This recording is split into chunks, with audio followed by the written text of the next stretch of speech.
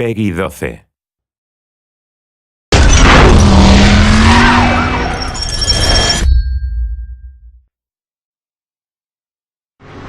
Hello, this is Martin Edmondson, the founder of Reflections and the creative director on Driver San Francisco. I'm going to give you a quick walkthrough, a special E3 build of the game here. And what we've done with Driver San Francisco is very much go back to the roots of what made the original Driver game such a unique experience. We're going to get straight into a car chase between John Tanner and Jericho, two key characters that we've brought back from earlier in Driver's history.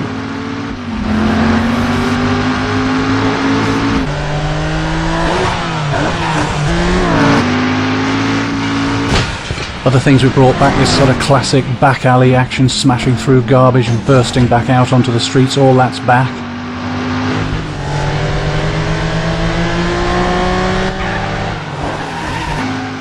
You can see the handling here. We've really worked hard to bring this back, that classic feeling of the handling.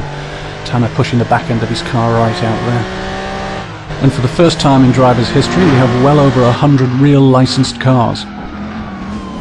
Using the in-car view here, it's one of the classic views used in many of the 70s car chases like Bullet and French Connection that inspired the original Driver game.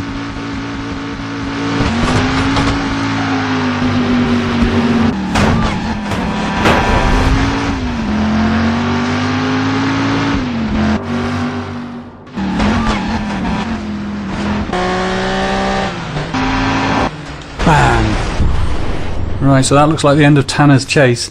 Now, whilst Jericho gets away here, I want to show you this. This is a brand new feature for Driver San Francisco. We call it Shift.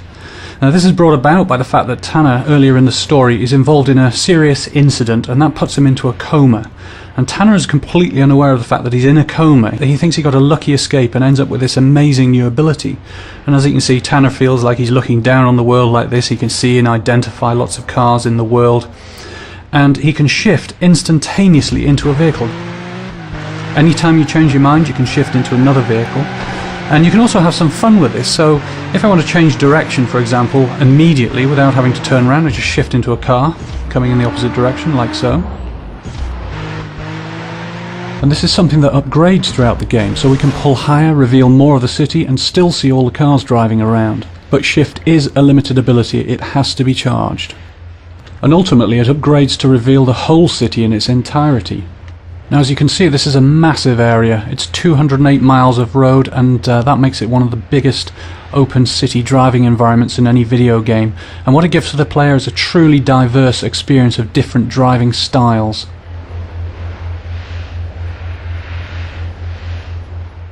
Let's look at how Shift can really transform the gameplay for the player.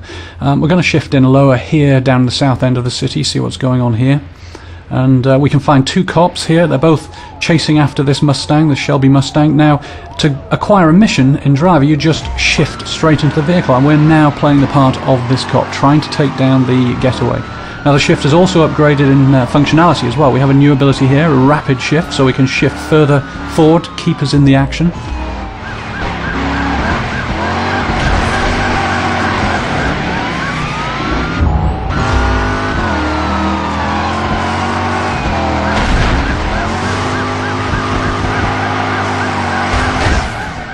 Overcooked it there. The other guy goes past, shifts, keeps us straight back up there, right behind the Mustang again. Now, when Shift really becomes interesting is when the player starts to treat the vehicles in the city as tools. So we're going to use Shift now to see if we can end this chase for good.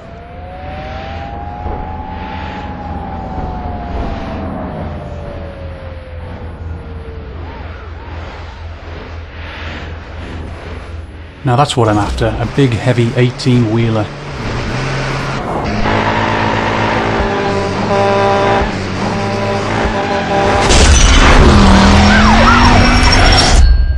Well, thank you for watching, and I hope you enjoyed this very early preview of Driver San Francisco.